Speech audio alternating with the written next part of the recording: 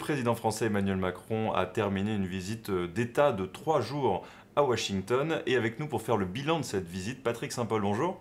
Bonjour Arnaud. Vous êtes grand reporter, vous êtes le rédacteur en chef du service étranger du Figaro. Premièrement, qu'est-ce que vous en avez retenu, les 2 ou 3 images que vous en avez retenues de cette visite d'État? Alors, ce qu'on en retient d'abord, c'est évidemment la relation extrêmement chaleureuse entre Emmanuel Macron et Donald Trump. Les Américains parlent de bromance, d'un mélange de fraternité et de romance. Ils se sont embrassés, ce que les Américains sont en général plutôt réticents à faire. Ils se sont... Il y a eu un nombre incalculable de bises, de poignées de main, d'accolades. Le public américain a bien retenu ça. Oui, le public américain a retenu. Alors, ce qu'ont retenu les médias américains, c'est l'incident des pellicules sur le costume d'Emmanuel Macron, qui a été interprété par les médias américains comme la revanche de la poignée de main lors de la première rencontre entre Trump et Macron, lorsque Emmanuel Macron avait serré très fort sa main. Et là, les médias disent que c'est une façon pour Trump de dominer Emmanuel Macron. Alors, au-delà de cet affichage, la question est de savoir à quoi lui sert cette amitié avec Donald Trump. Est-ce qu'il réussira à la transformer, à en faire quelque chose? Et donc, est-ce qu'on peut dire que le public américain a été séduit par Emmanuel Macron? On voit en tout cas que dans son discours devant le Congrès, il n'a pas laissé passer sa chance de faire parler de lui. Il a eu un discours assez audacieux pour le coup.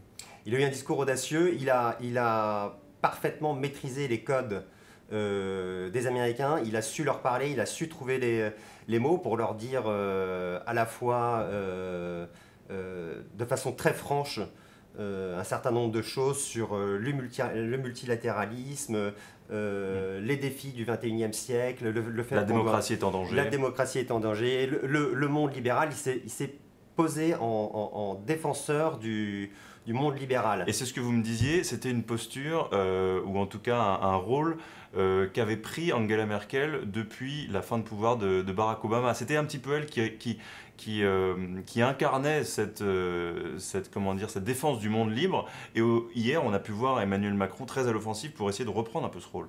Oui, bien sûr. Angela Merkel, le dernier discours devant le Congrès d'un dirigeant européen, c'était celui d'Angela Merkel. En quittant le pouvoir, Barack Obama, qui jugeait Donald Trump inapte dans ce rôle de leader du monde libre, avait transmis le flambeau à Merkel, qui elle-même aujourd'hui est en difficulté après tous ces déboires électoraux et de construction de coalition en Allemagne.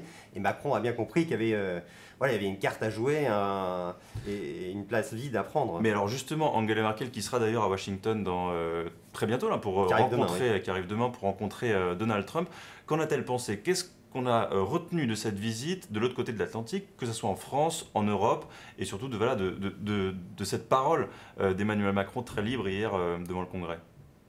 Alors, ce qu'on en a retenu en Europe, c'est surtout le volet iranien des discussions, où ça a été interprété. Emmanuel Macron était parti en disant qu'il fallait défendre à tout prix cet accord. En fait, l'ouverture qu'il a offert à Donald Trump en disant qu'il était ouvert à une renégociation de l'accord, sauf que ce qu'on propose aux Iraniens, a priori, paraît assez inacceptable. Et une renégociation veut dire tout simplement qu'on annule cet accord. Et ça, en fait, ça passe très mal en Europe, à la fois à Berlin, où on l'a dit de façon assez vocale, et à Bruxelles aussi. Il est possible donc qu'Emmanuel Macron, dans le bureau ovale, ait conclu une sorte de deal, d'accord avec Donald Trump, sans consulter finalement ses partenaires européens en amont. Ça, on ne sait pas exactement ce qu'il a discuté avec Donald Trump. On sait ce qu'il a dit hier soir dans sa conférence de presse, un peu débrief, où il a signalé clairement que ce qu'il avait compris de ses entretiens avec Donald Trump, c'est qu'il allait dénoncer l'accord. Après, tout dépend comment ça se fait, parce que c'est pas parce que Donald Trump ne renouvelle pas ce waiver pendant 6 mois, donc c'est-à-dire qu'il ne reconnaît plus l'accord, mais ça ne rétablit pas automatiquement les sanctions. Pour rétablir les sanctions, il faut que le président fasse un ordre exécutif. Donc il y a peut-être quelque chose qu'ils ont discuté entre eux qui se joue entre ces deux solutions-là. En revanche, ce qu'on sait, c'est qu'Emmanuel Macron a fait quelque chose que les Européens détestent, qui est d'aller aux États-Unis sur une grande tribune et de défendre une position qui n'est pas la position commune des Européens. Donc ça, c'est quelque chose qui va la mettre en difficulté avec les Européens qui vont lui reprocher pendant un certain temps, je pense.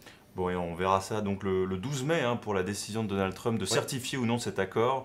Et on en reparlera très bientôt sur le Figaro Live. Merci beaucoup Patrick Saint-Paul d'avoir répondu à nos questions et on se retrouve bientôt donc sur Figaro Live.